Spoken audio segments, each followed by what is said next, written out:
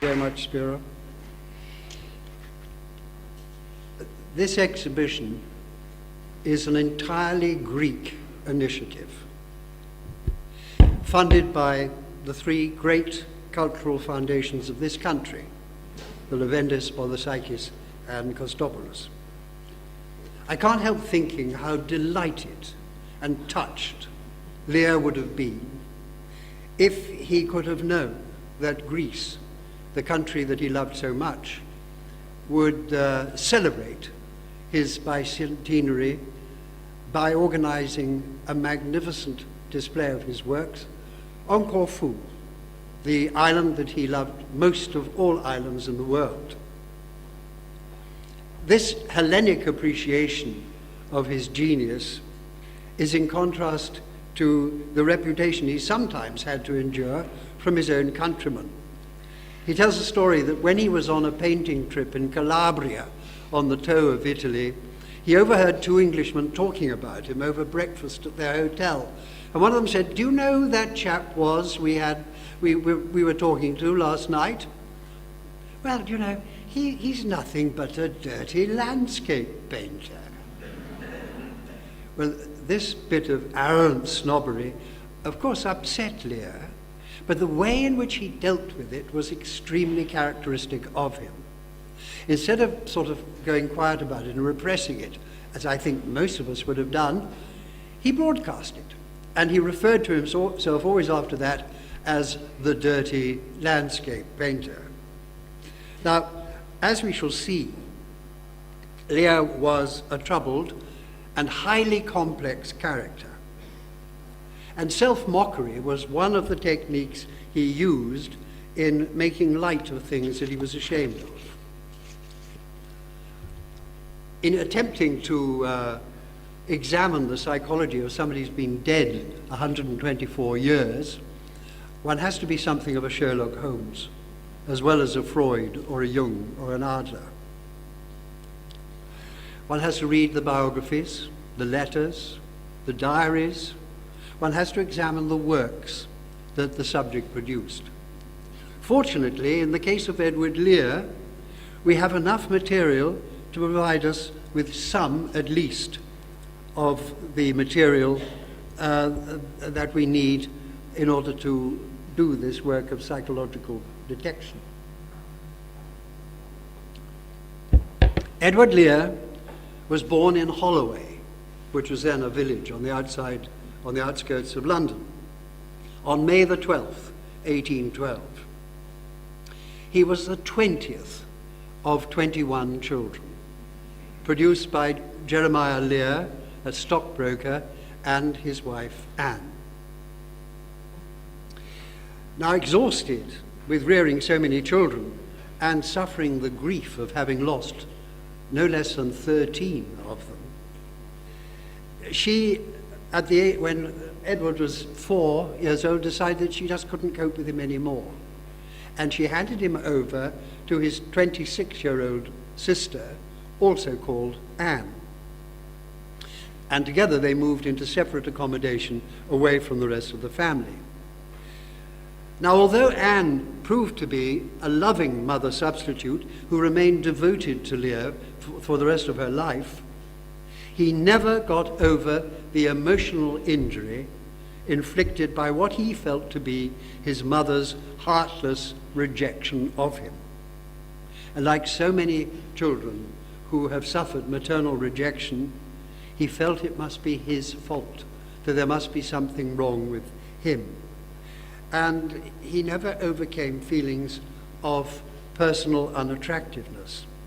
And his adult determination to make people laugh with his limericks and to charm them with his personality and his art may in part be seen as attempts to compensate for these crippling feelings of ugliness.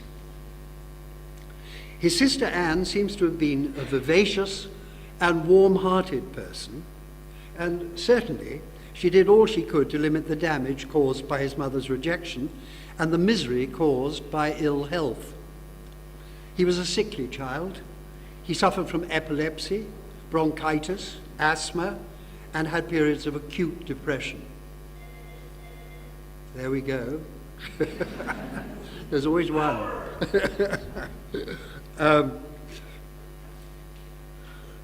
But because he was sickly, he was never sent away to boarding school. And so he was spared the emotionally stultifying effects of a Victorian boarding school and was free to develop the imagination in fantasy, in poetry, and in art. And he appreciated the importance of this because he always thanked God that he hadn't been educated. Though there was, as we shall see, a downside to this, because there was a sense in which he was never really initiated into society, and he always felt himself to be something of an outsider. In addition to frequent epileptic fits, of which he was always deeply ashamed, he suffered all his life from what would nowadays be diagnosed as a severe body dysmorphic disorder. This is a kind of morbid obsession with one's physical appearance. And in Lear's case, it was the size of his nose. And this really badly affected him.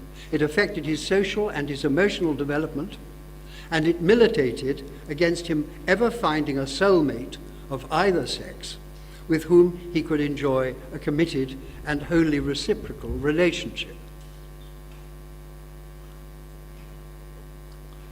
Now, to find relief from this preoccupation with his nose, Edward Lear used the same strategy that he had used in coping with his hurt feelings over being called a dirty landscape painter. He went public with it. He published caricatures to illustrate limericks about old men who were different from normal people on account of some physical peculiarity.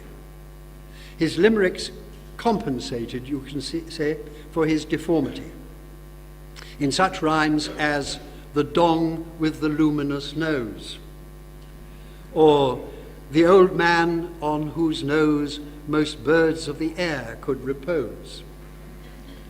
He laughed at himself and found relief from the pain that his deformity caused him. As he put it in one of his best-known poems, "How Pleasant to Know Mr. Lear," his mind is concrete and fastidious. His nose is remarkably big. His visage is more or less hideous. His beard, it resembles a wig. It was as if he was saying to the world, "I know you think I'm ugly, but at least I can make you laugh at my ugliness, and I can make it acceptable to you." Now, this technique often worked, but only up to a point. His nonsense poems achieved great popularity, it's true, and in his lifetime brought him greater fame than his paintings. But although he succeeded in making millions laugh, feelings of despair seldom left him for long. One gets the feeling that, on the whole, he would have much preferred to remain invisible, like his umbrageous umbrella maker, whose face nobody ever saw because it was always covered by his umbrella. It has to be admitted that Lear was not blessed with good looks, but neither was he as ugly as he felt, which is often the case with people suffering from this disorder.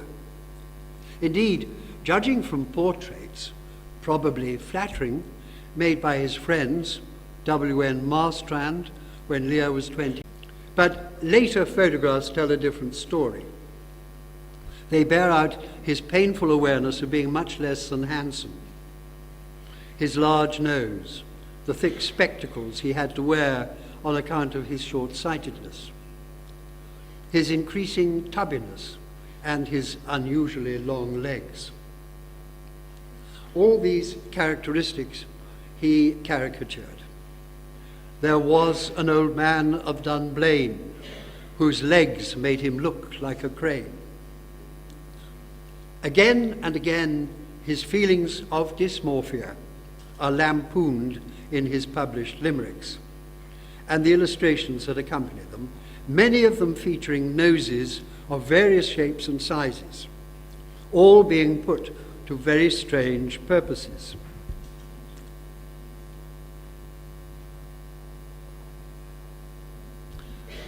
Freud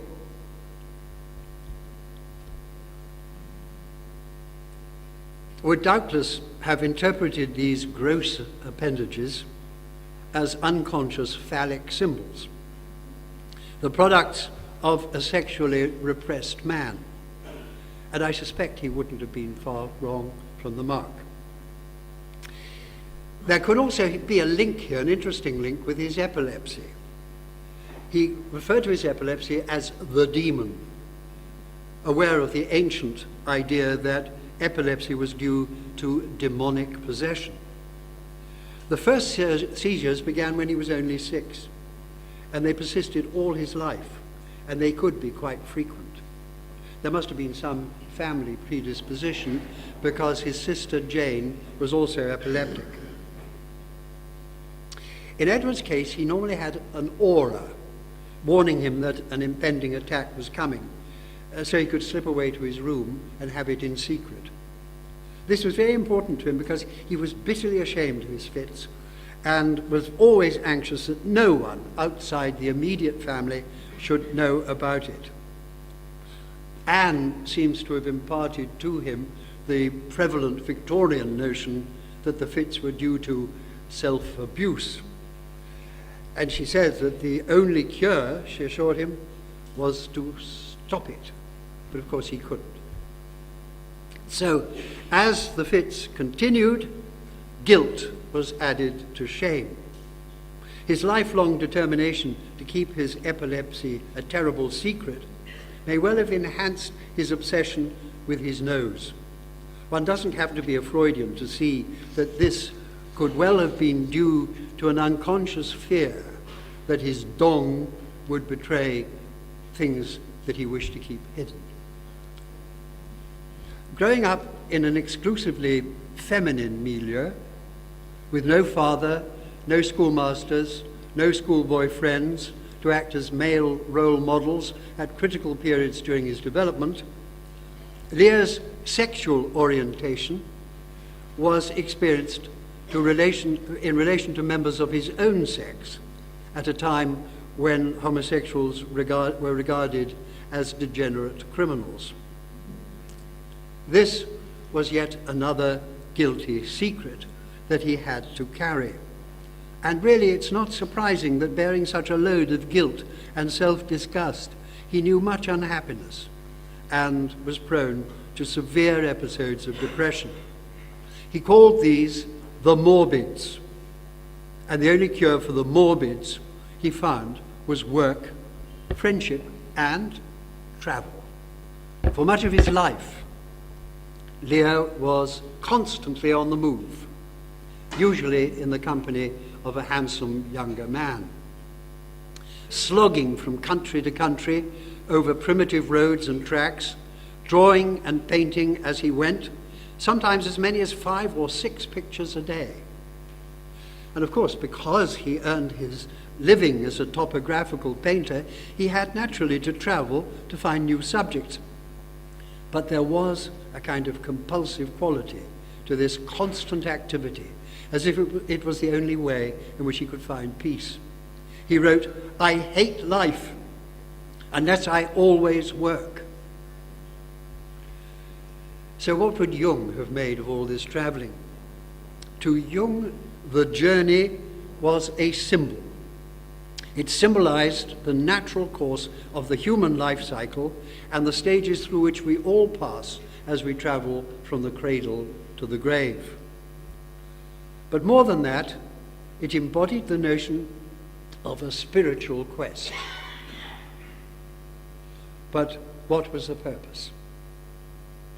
Jung believed that for each of us, the journey represents the quest for self-realization, to become as complete a human being as, given our personal history, it lies in our power to become. To Jung, the overriding purpose of the journey was to become whole. One travels in search of what is felt to be lacking. In Lear's case, what was lacking? the reassurance of being loved, freedom from shame and guilt, finding a kind of self-acceptance which could tolerate his epilepsy, his ugliness, his homosexuality, and his feelings of being different. Ultimately, he was in quest of paradise, a paradise that he could inhabit and celebrate in paint. There were moments when he felt he'd found it in Corfu, though sometimes he despaired of being able to do it justice. He wrote in his diary, "Can I give no idea of this paradise island to others?" Special places on the island became sacred for him, as they did for another Englishman, Lawrence Durrell, with his little chapel on a rock beside the sea, nearly a century later. Sacred spots for Lear were the bays and cliffs and beaches of Paleokastritsa, the olive-clad hills around Horepiscopi, the monastery of Nymphes, and the view towards the old fortress from Analipsi, which he drew and painted at least 15 times. Lear's biographers have given informed opinions about what it was that Lear was searching for on his travels. Vivian Noakes subtitled her biography, "The Life of a Wanderer," and she believed his search was essentially for love.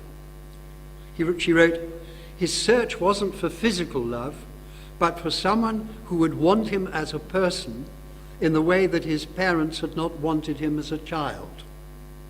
What he was searching for and never found was real spiritual involvement with another person." Also, having examined the evidence in detail, another of his biographers, Susan Chitty, agreed that Lear's love for young men was probably platonic. She wrote, "His endless stream of amiable travelling companions, all under 25 or 26, mostly graduates of Oxford or Cambridge, were all dear to him at one time or another." Altogether, she counted 13 of them and named them. The men who attracted him invariably possessed the beauty and confident male assurance that he felt himself to lack. And with no one was this more true than with Frank Lushington.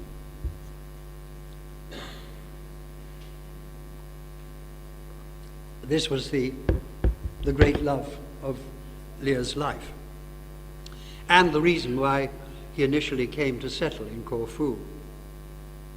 Frank Lushington was 10 years younger than Lear, a handsome 26-year-old, when they met in 1849 and together made a 6-week tour of the Peloponnese. He was a talented and well-connected barrister, and he was appointed in 1855, under the British administration, to the post of judge at the Supreme Court of the Ionian Islands in Corfu.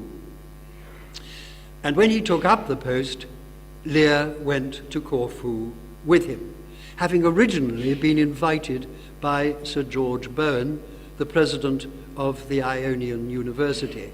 And I believe we have with us this evening Sir George's great-granddaughter. However, their coexistence on the same island did not prove to be as intimate as Lear would have wished. Frank threw himself into his new job with enthusiastic dedication, working long hours nearly every day. The Corfians were as incorrigibly litigious then as they are now. And they mostly over border disputes with their neighbours. And he had to deal with over 1,000 cases a year.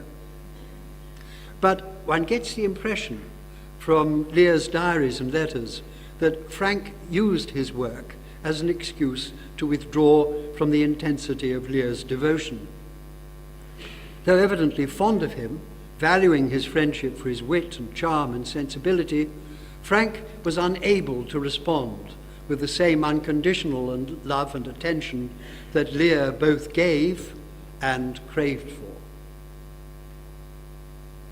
Another lifelong friend and correspondent was Chichester Fortescue, a good-looking, intellectually bright aristocrat, 11 years younger than Lear, whom he met in Rome in 1845.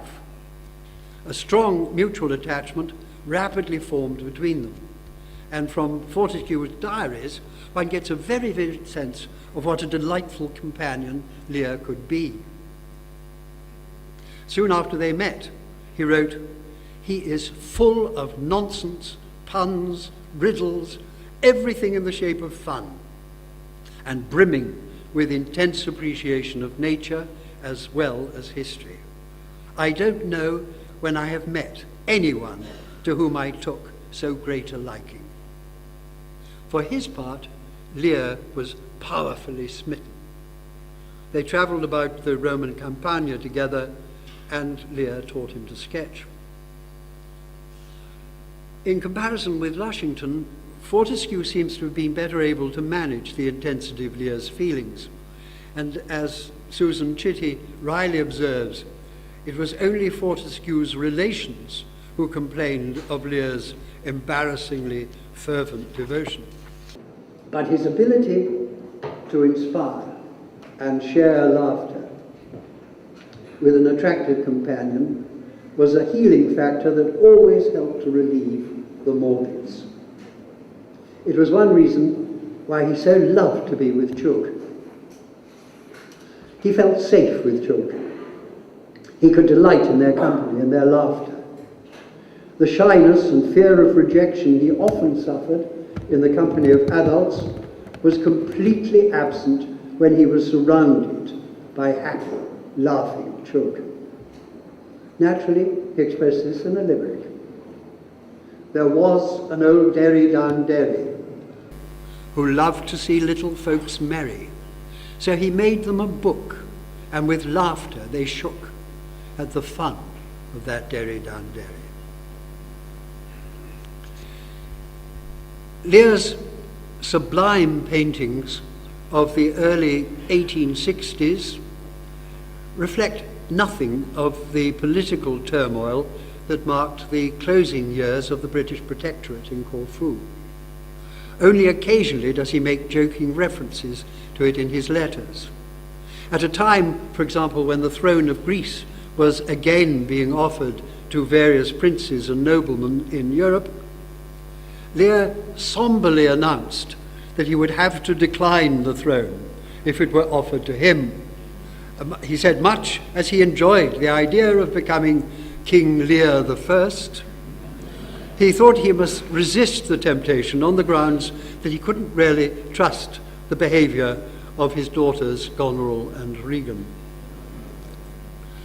Like most homosexuals of his time, Lear felt under considerable social pressure to marry, and on several occasions, especially when feeling lonely or depressed, he did consider it, though he doubted whether any woman would be able to tolerate his ugliness in order to marry him.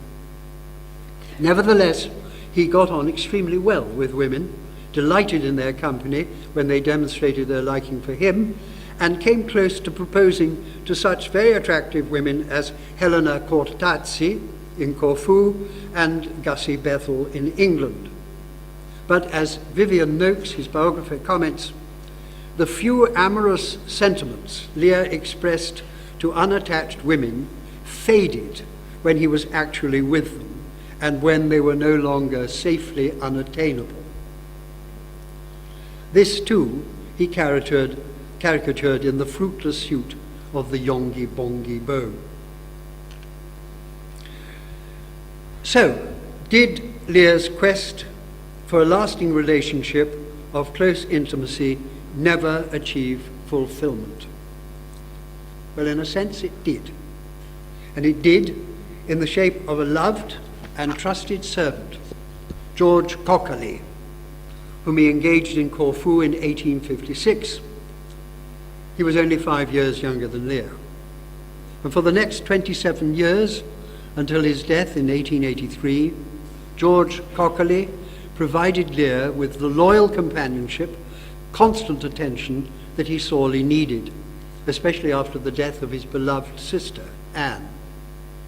Throughout all his travels, Lear had written with great regularity to Anne, bringing her up to date with the details of his activities in the manner of a journal. But he never wrote to his mother. With George, he continued to travel in warm climates, away from the damp, chill, and fogs of English winters. These made him very ill with chest complaints.